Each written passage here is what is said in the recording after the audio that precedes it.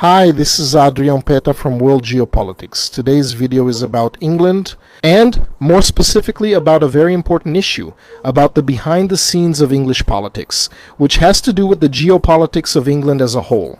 More specifically, we're going to talk about Freemasonry, which has always been involved in conspiracy theories, but today it is actually the target of a conspiracy involving the English government. It's like the mouse is chasing the cat, and the cat is after the dog. The situation has flipped.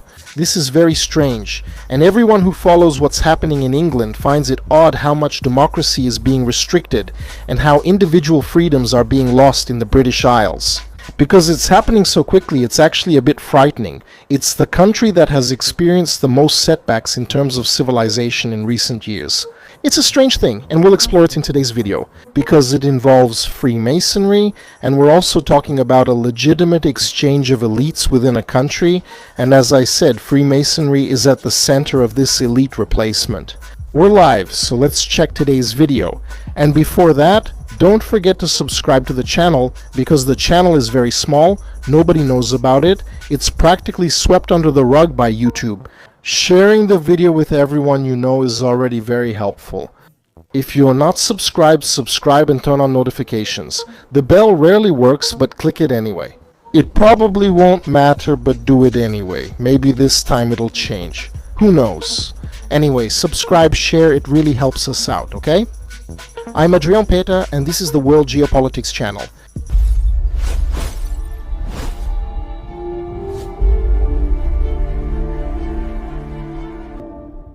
English Freemasonry expanded quickly from the 18th century, becoming an influential high-level network.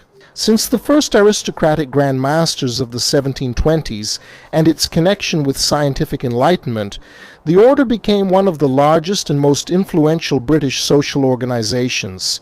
Freemasonry served as a kind of mechanism to promote the interests of the current English dynasty, the Hanoverian, and connected metropolitan elites to provincial ones. Its members traditionally included nobles, parliamentarians, magistrates, military officers, and figures from business, banking, and academic societies. And at the same time, in Victorian business circles, the order functioned as a kind of informal trust network. Economic studies note that the bonds formed between Freemasons were often stronger than the trust between family members, political allies, and even business partners. And historical accounts confirm that, for example, news about the profitability of mines was first passed through Masonic networks before reaching the market. Naturally, this cohesion offered practical benefits. English Freemasonry gained a reputation for offering its members a passport to countless benefits throughout all parts of the English Empire. In the British Empire, Masonic lodges were systematically used as elements of social connection, and this brotherhood expanded globally, accompanying the English colonial expansion, with lodges established in practically every community of the empire. And in particular, the military regiments of the British Army spread Freemasonry throughout the world. The Freemasons established one of the first global institutional networks, with an immense reach over millions of Asians and Africans, mainly by connecting Freemasonry to the British Army, which was vital for building the empire.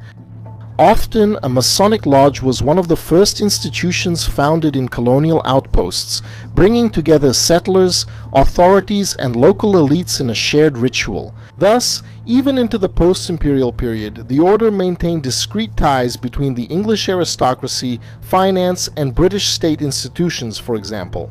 Official surveys indicated that, by the late 1990s, about 5 to 10% of British judges and magistrates were Freemasons. This infiltration into the armed forces, police, and judiciary served, even if secretly, to support a network of solidarity among the traditional elite.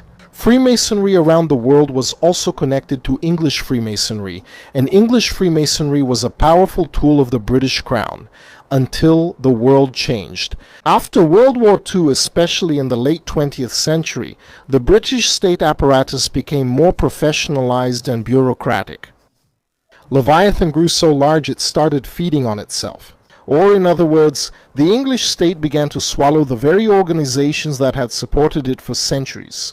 This culture of governance, based on informal and discretionary networks, was gradually replaced by formal procedures, audits, and compliance rules. The British civil service was progressively modernized, aiming to destroy those informal and secret relationships that existed within the government itself. The official discourse included words like fighting corruption, more accountability, more pluralism, and more focus on the needs of citizens. But in practical terms, this meant creating independent regulatory bodies, especially during the Thatcher era, with codes of conduct, auditing actions, and transparency laws. And the final breaking point came with the police. That's because the English police institution became the visible example of this clash between elites, since it accumulates coercive power and demands public legitimacy. In 1982, London Commissioner Sir Kenneth Newman urged police officers to leave Freemasonry to maintain public trust. His successor, Sir Peter Inbert, went even further. He warned that officers connected to Freemasonry would have limited advancement, which led many to end up leaving the Masonic order. This became even more evident when formal instances demanded disconnection from informal channels. In 1997 and 1998, a British parliamentary committee recommended that public servants, that is, judges, police officers, prosecutors, and so on, register their membership in secret societies. The Conservative government agreed and determined that all new appointments to the judiciary, police, and any public office would have as a mandatory condition the eventual declaration of ties to Freemasonry. They even proposed creating official records, with the government requesting them from the United Grand Lodge of England. Details about members in sensitive professions that were previously not provided. And this happened at the same time that judges and magistrates appointed from 1998 onwards had to declare their membership. Although the requirement was removed in 2009 after a challenge from the European Court of Human Rights. And here we are talking in this case about what goes on behind the scenes, developing the police, the English judiciary, but not only that. Even Military Intelligence 6 is getting involved, and Military Intelligence 6 is the main intelligence agency of the English government. So, can you get an idea of how deep these transformations are going? Within the British ruling classes, a functional conflict is emerging, two mindsets. On one side, there was the traditional elite, whose operation was based on closed hierarchies, personal trust, and exchanges of favors linked to Freemasonry. And historically, its members shared values of confidentiality and group loyalty. However, alongside this, a technocratic elite gradually emerged, connected on one hand to neoliberal reforms, but paradoxically also linked to the idea of absolute centralization of the state. These generations valued impersonal procedures, institutional control, bureaucratic management, and state centralization. The systematic reports of corruption and corporate scandals, both in the public and private spheres, reinforced the idea that decisions should be made based on clear and auditable rules, and no longer by behind-the-scenes loyalties. This clash of views became evident in political debates. Because while the Old English elite with ties to Freemasonry viewed any exposure of private networks with suspicion, this technocratic elite saw value in closed networks, whether Freemasonry's private clubs or other discreet or secret societies. A danger of corruption and negative impact on institutional reputation, but mainly a type of power that would escape state oversight. Today, the gap among the technocratic elite in the English police is evident in explicit audit policies set for December 2025.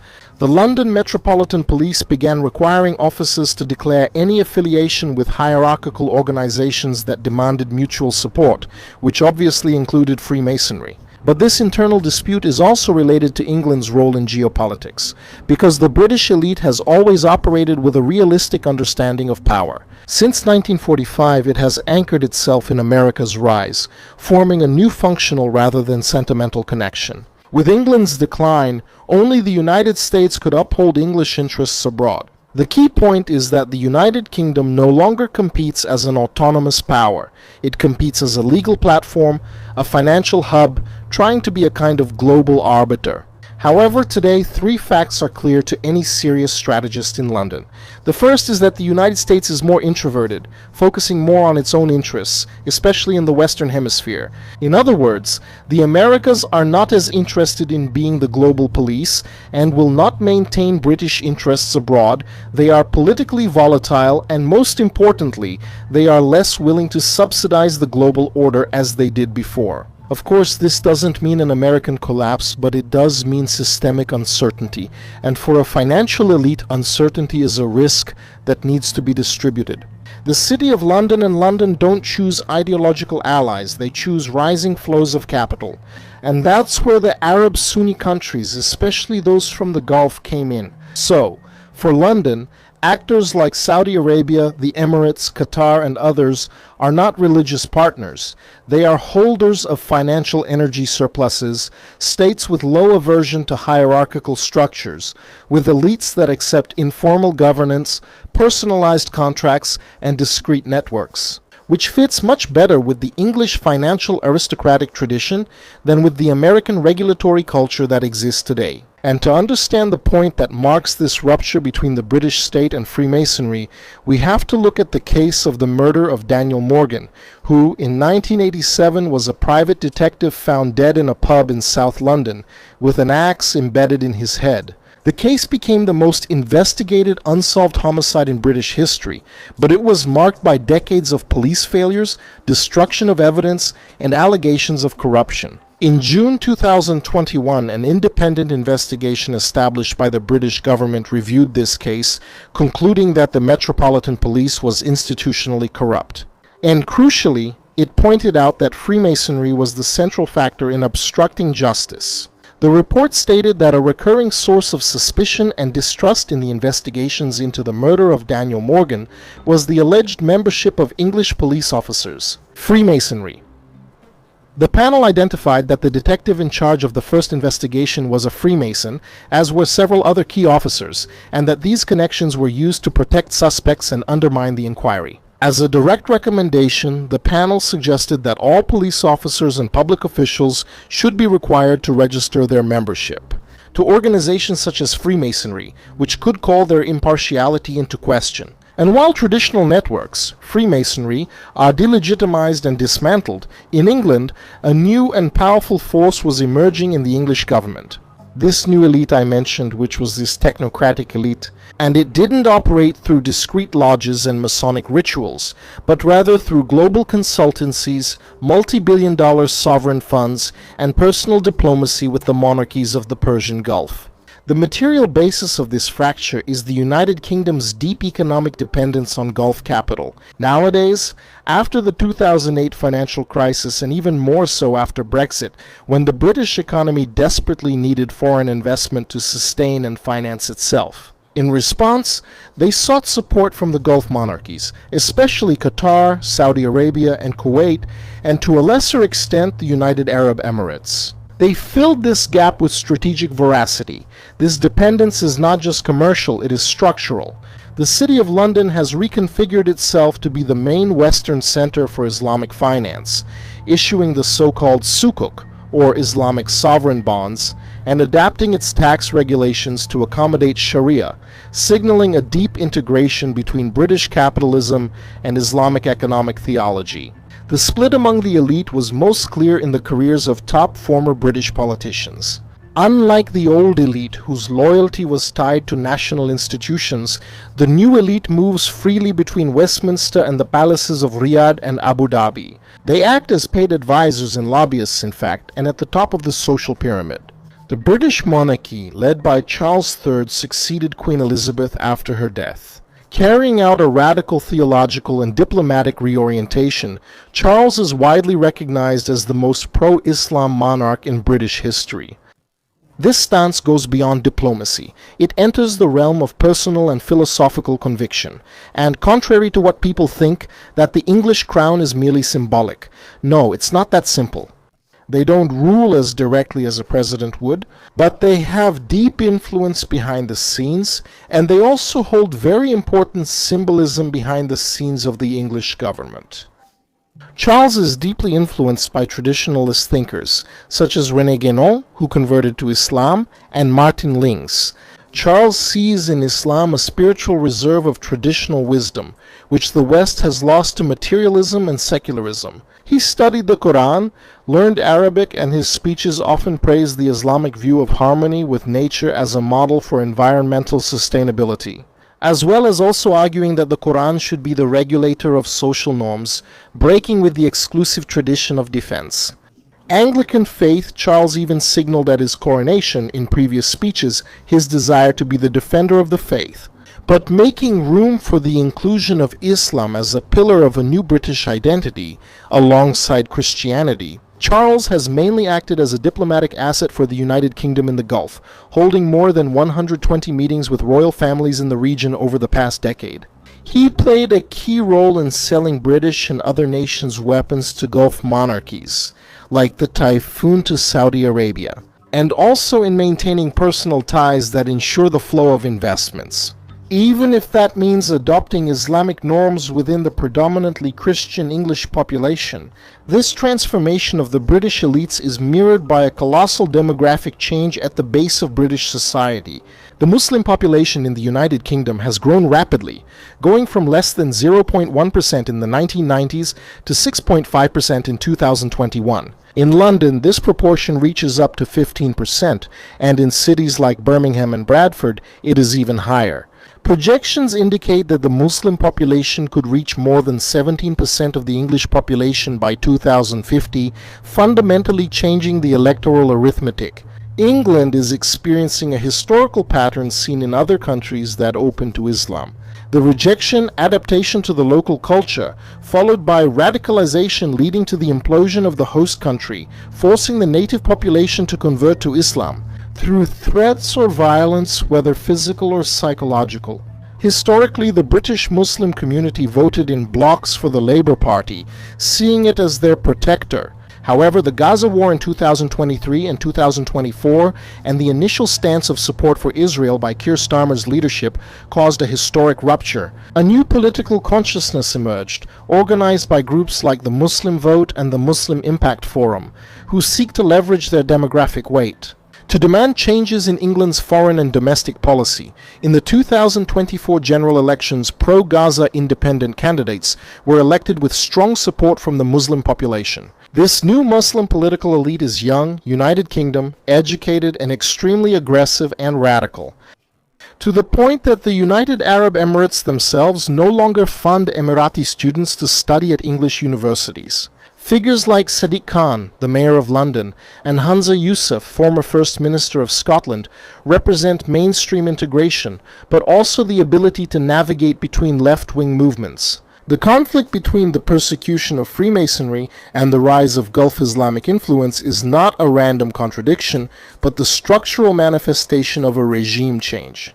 The persecution of Freemasonry signals the end of an era in which the native elite could operate in private and discreet spaces. The new ideology now is transparency, but applied selectively. That is, total exposure is demanded for certain groups.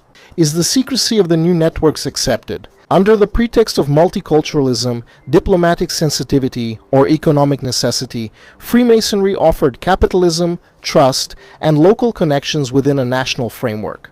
This new elite relies on global financial capital. As the United Kingdom's relative wealth has fallen, the elite brings in Gulf capital and inevitably its cultural and political influence. Loyalty, which was once based on a fellow Freemason, has now shifted to the investment partner. The United Kingdom is moving away from its insular, imperial, and Christian identity to become a global services hub. The current Brazilian British elite acts as an advisor and wealth manager for new emerging powers. The accommodation of Islam is seen as necessary to facilitate this role and ensure social cohesion in a fragmented society. Today's British elite is not just fractured, it is undergoing a terminal metamorphosis. The persecution of Freemasonry is the final act in the dismantling of Old England, a power structure based on loyalty, tacit agreements, secrecy, cultural Christianity, and native homogeneity. In its place, a new elite is emerging, dependent on foreign capital, fluid and technocratic. This new elite sees the Sunni, both in its wealthy Gulf state version and its domestic demographic version, as a strategic partner that is inevitable and a vital resource. A new ride they must rely on, since they can no longer depend on the United States. Well guys, that's it for today. I hope you enjoyed it again. Don't forget to share the video with everyone you know to help the channel keep going. Sharing your hard work keeps the Geopolitics World channel running. Your support makes it possible. And if you really like the channel and want access to exclusive content, consider becoming a member. As a member, not only will you get early access to videos, but you'll also have access to exclusive videos. We have an entire series of exclusive videos just for members. The history of India, the geopolitical history of the United States, the geopolitics of the Mongol Empire, and a lot more, like the military history of China. There are a lot of exclusive things for members, and of course live streams directly with me, where I interact more directly with members, as well as participation in Telegram groups that are exclusive to members. So consider becoming a member in exchange for all this access you'll get. And you also make sure that the Geopolitica channel will keep existing, since more than 90% of the channel's revenue comes from paying members. If you can't join now, that's okay. You'll be welcome in the future. Meanwhile, share the video to support global geopolitics. Take care and see you next time.